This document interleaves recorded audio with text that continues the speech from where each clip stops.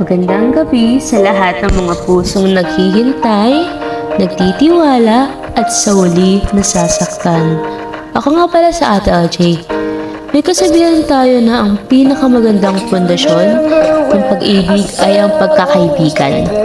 Pero paano kung ang pundasyong binuo nyo ay siya ring pader na hahadlang sa gusto mong mangyari?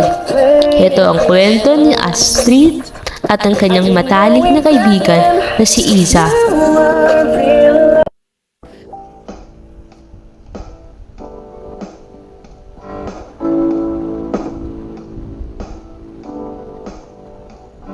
Anong gusto mo? Order na kita. Kahit ano na lang, basta libro mo ah. Tara na, dun sa table. Hintayin mo ko. Ako nang pipila. Ganyan si Iza, maalaga, matalino, at higit sa lahat, turing niya kay Astrid ay isang prinsesa. Si Iza ang sandalan ni Astrid sa lahat ng bagay. Pero minsan, ang sobrang pag-aalaga nakakalito. Isang araw, habang kumakain sila, Hala, eto. Tubig. Uminom ka. Okay ka lang? Dahan-dahan kasing pagkain. Nag-aalala ako sa'yo eh. Ano ba yon? okay lang ako, Iza. Yung mukha mo kasi, sobrang seryoso, nakakatuwa. Tatawa ka pa. Nag-aalala talaga ako eh. Huwag mo na uulitin yan. Lumalim ang samahan. Dumating ang araw ng mga puso, Valentine's Day, isang araw na puno ng pag-asa para kay Astrid. Happy Valentine's sa street. Para si Riyadh, buksan mo. Kwintas! Iza, ang ganda! Akin na isusuot ko sa'yo. Isuot ko ito lagi ha. Huwag mong iwawala. This is the sign of my love to you, my girl best friend. Ang sakit, no? Binigyan ka ng simbolo ng pag-ibig pero nilagyan agad ng hangganan. Pero hindi doon natatapos ang lahat. Yung si Denaira, ang girlfriend ni Iza. Biglang nagbago ang lahat. Ang dating tayo, naging sila. Hanggang sa isang gabi, tumunog ang telepono ni Astrid. Astrid, si Denaira, niloko niya ako. Nakita ko silang dalawa. Ang sakit, Astrid. Huwag kang mag-alala, pupuntahan kita. Nasaan ka? Tahan na, Iza. Nandito lang ako. Pinuntahan ni Astrid si Iza sa park. Niyakap niya ito ng mahigpit. Pinatahan niya ang pusong durog. Kahit ang sarili niyang puso ay wasak din habang nakikita ang taong mahal niyang umiiyak para sa iba. Lumipas ang mga buwan, akala ni Astrid ito na ang oras. Akala na tapos na ang lahat ng hadlang. Iza, may sasabihin ako sa'yo. Sakto. Ako rin ang may sasabihin ako. Sabay tayo? Sige, 1, 2, 3. I like you. Matagal na, Iza. May bago na akong girlfriend.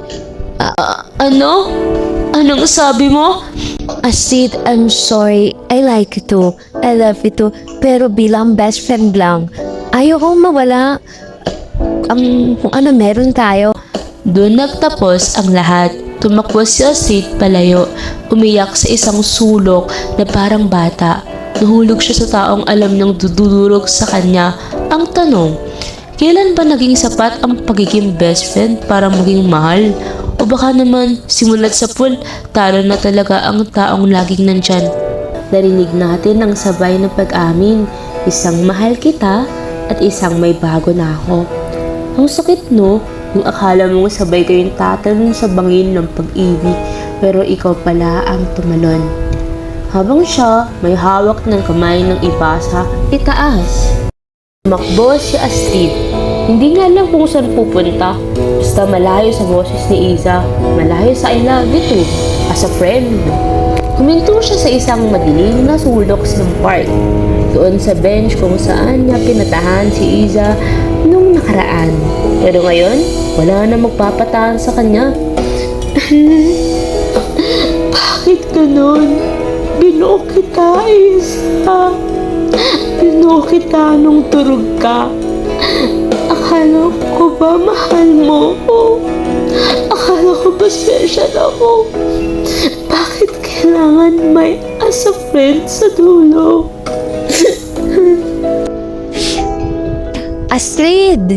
Astrid! Sandali! Mag-usap tayo, please! Anong pag-uusapan natin, Iza? Na masaya ka na sa kanya? Na best friend mo lang ako? Iza, isunuot mo sa akin tong kwintas na to ng Valentine's. Pinaramdam mo sa akin na ako lang. Tapos ngayon, sasabihin mong may bago ka na? Hindi ko sinasadyang saktan ka. Mahal kita, Astrid. Higit pa sa kapatid na turing ko sa'yo. Ayaw lang kitang mawala. Ayaw kong masira tayo. Sira na tayo, Iza. Sira na akong narinig ko yung tray. Simula ngayon, huwag mo na akong tatawagan. Huwag mo na akong hahanapin. Kasi ang girl best friend na taga-salo mo, pagod na siyang maging pangalawa. At doon natapos ang kwento.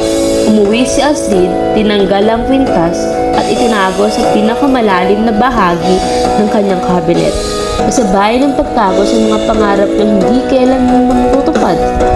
Minsan, kailangan nating maging masaktan ng sobra para magising tayo sa katotohanan na ang pag-ibig hindi nakukuha sa tagal ng pagsasama o sa dami ng naitulong mo. Dahil sa huli, ang puso ay pipili at pipili ng gusto niya. Kahit pa ang taong yun ay hindi ang taong laging nandun para sa kanya.